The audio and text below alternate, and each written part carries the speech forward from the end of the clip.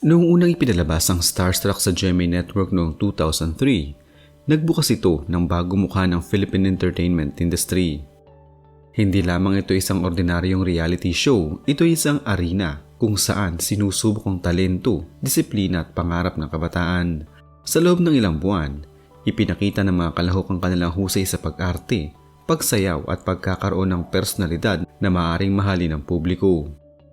Mula sa daang-daang aplikante, 4 lamang ang napiling pumasok sa pinakatanyag na pwesto, kilala bilang Big Four, sina Mark Heras, Jeneline Mercado, Yasmin Curdy at Rainier Castillo. Ang bawat isa sa kanila ay may kani-kaniyang kwento, tagumpay at hamon na kahanga-hanga at nagsilbing salamin ng realidad ng kasikatan sa industriya. Ang kanilang mga karera ay nagbigay aral sa publiko tungkol sa pangarap, tiyaga at kung paano haharapin ang mabigat na responsibilidad ng pagiging sikat. Si Mark Heras ang kauna-unahang tinanghal na ultimate male survivor ng Starstruck. Kilala sa kanyang likas na charm, husay sa pagsasayaw at natural na presensya sa kamera. Agad niyang nakuha ang atensyon ng publiko. Para sa marami, siya ang larawan ng typical na leading man. Gwapo, kakit-akit at may talento. Mula sa simpleng kabataan na may pangarap lamang, bigla siyang naging sentro ng atensyon at simbolo ng pangarap na natupad sa pamamagitan ng reality show. Sa simula, tila ang kanyang karera ay isang walang katapusang success story. Agad siyang nabigyan ng malalaking proyekto sa telebisyon at pelikula. Naging regular siya sa mga variety shows, teleserye at iba pang programa ng GMA Network. Nakita rin siya sa mga pelikula na kumikita sa takilya at nakatrabaho ang iba pang mga prominenteng artista sa industriya. Ang kanyang talento sa pagsayaw at pagiging versatile sa performance ay nagpatibay sa kanyang reputasyon bilang isa sa mga pinaka-promising na artista sa kanyang henerasyon.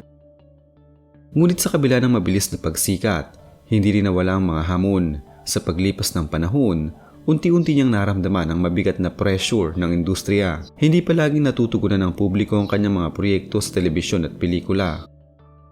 At unti-unti siyang nagkaroon ng mga face kung saan hindi gaano nakikita sa mainstream media. Isa sa mga dahilan nito ay ang mabilis na pagbabago ng trend sa showbiz. Ang industriya ay tila palaging naghahanap ng bagong mukha at ang bawat artista ay kailangang patuloy na mag-adapt o mag-reinvent ng sarili upang manatiling relevant.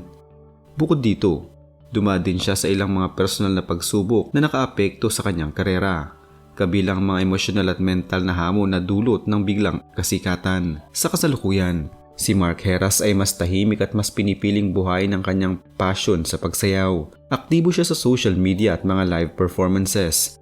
Ngunit hindi tulad ng dati kung saan siya ay laging nasa gitna ng spotlight. Mayroon na siyang pamilya at mas pinahahalagahan ang oras kasama ang mga mahal sa buhay. Bagamat hindi na siya kasing visible noong una, nananatili siyang inspirasyon sa mga kabataang nagnanais pumasok sa industriya. Patunay na ang tagumpay hindi lamang nasusukat sa dami ng exposure sa telebisyon kundi sa tibay ng sariling paninindigan at kakayahang mamuhay ng may dignidad. Sa kabilang banda, si Jeneline Mercado ay kilala bilang ultimate female survivor at masasabi na siya ang isa sa mga pinaka-consistent na artista mula sa Big Four. Mula sa kanyang pagkapanalo sa Starstruck, agad na nakakilala ang kanyang kakaibang lakas, isang kombinasyon ng husay sa pag-arte, emosyonal na lalim at natural na koneksyon sa publiko. Hindi nagtagal, binigyan siya ng mga lead roles sa mga teleserye at pelikula na tumibay sa kanyang reputasyon bilang isang versatile at credible na aktres. Ang kanyang pagganap sa Rodora X halimbawa ay naging isa sa mga pinakamaalalang role sa Philippine television kung saan ipinakita niya ang kakayahan niyang umangkop sa iba't ibang emosyon at karakter.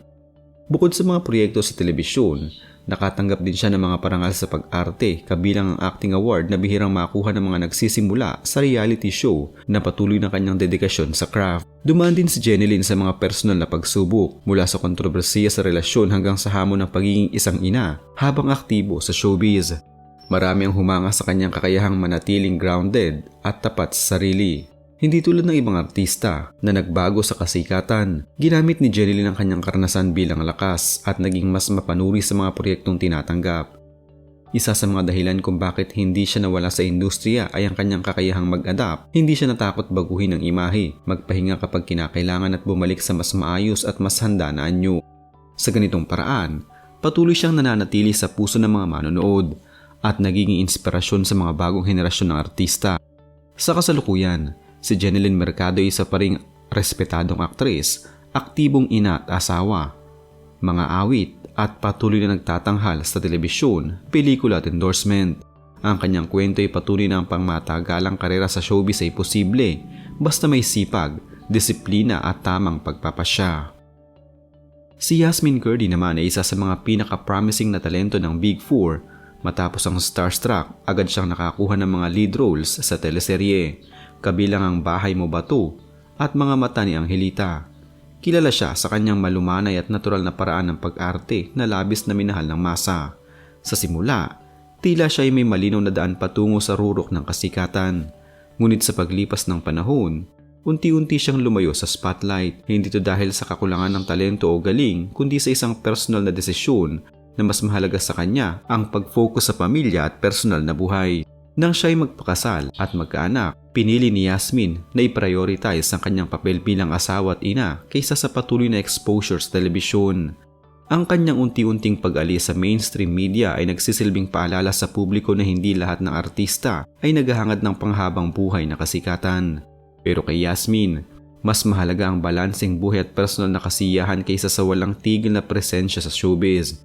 Sa kasalukuyan, aktibo siya sa social media kung saan ibinabahagi niya ang kanyang buhay bilang ina, asawa at paminsang-minsang artista.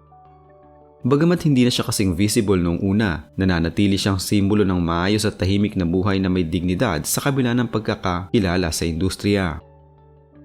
Si Rainier Castillo naman ang pinaka-misteryosong kwento sa Big Four. Matapos ang Starstruck, naging bahagi siya ng mga youth-oriented shows tulad ng Click at SOP. At nabigyan ng ilang acting projects. Kilala siya sa kanyang kagwapuhan at potensyal, ngunit tila hindi ganap na na-maximize ang kanyang talento. Isa sa mga pangunahing dahilan ng kanyang unti-unting pagkawala sa industriya ay ang kakulangan ng malalaking breakthrough roles na makapagpapalakas sa kanyang karera. Sa isang industriya na mabilis magpalit ng bituin, ang timing at oportunidad ay kritikal. Sa kaso ni Rainier, tila hindi nagkatugma ang dalawang ito. Kalaunan, pinili niyang lumayo sa showbiz at mamuhay ng pribado. Hindi tulad ng iba, hindi siya lumaban upang manatili sa spotlight, kundi mas pinili ang tahimik at pribadong buhay. Ang kanyang karanasan ay paalala na ang pagiging artista ay hindi lamang tungkol sa pagkakaroon ng talento, kundi pati na rin sa tamang pagkakataon at personal na desisyon. Sa kasalukuyan, si Rainier Castillo ay namumuhay ng pribado, malayo sa publiko, ngunit patuloy na bahagi ng kasaysayan ng Starstruck bilang isa sa mga orihinal na Big Four. Ang kanyang kwento ay naglalarawan ng isang mahalagang katotohanan. Hindi lahat ng nakapasok sa showbiz ay mananatili rito. At hindi ito kabiguan kundi isang personal na pagpili para sa mas tahimik at mas makabuluhang buhay. Ang Big Four ng Starstruck Season 1 ay patuloy ng iba't ibang anyo ng tagumpay at kabiguan sa mundo ng showbiz. Si Mark Heras ay sumasalamin sa pakikibaka at pagpapanatili ng sarili sa kabila ng paglipas ng panahon at pagbabago ng uso. Si Jeneline Mercado ay simbolo ng consistency, adaptability at pangmatagalang karera. Si Yasmin Curdy ay halimbawa ng tahimik at maayos na pamumuhay kung saan pinili niya ang pamilya kaysa sa kasikatan. At si Rainier Castillo ay nagpapaalala na may mga pangarap na nagbago ng direksyon at ang personal na pagpili ay kasing halaga ng talento. Sa huli, ang pagiging survivor hindi lamang nasusukat sa tagal ng pananatili sa spotlight o dami ng proyekto. Ang tunay na kahulugan nito ay ang kakayahang mamuhay ng buo, may dignidad at may paninindigan, may kasikatan man o wala. Ang kanilang mga kwento ay nananatiling mahalagang buhay ng kasaysayan ng Philippine showbiz, nagbibigay aral sa mga kabataang nangangarap at patuloy na nagsisilbing inspirasyon para sa lahat na ang tagumpay ay may iba't ibang mukha. At ang tunay na halaga ng isang artista ay hindi lamang makikita sa mata ng publiko, kundi sa sariling kakayahan at pagpili sa buhay. Dream. Believe. Survive. From among the hundreds who were called, 14 will emerge. 7 future heartthrobs and 7 female teen idols. Come on everybody, they're ranking stars. They'll have it in the giving if they won't go back. The dream, believe, survive.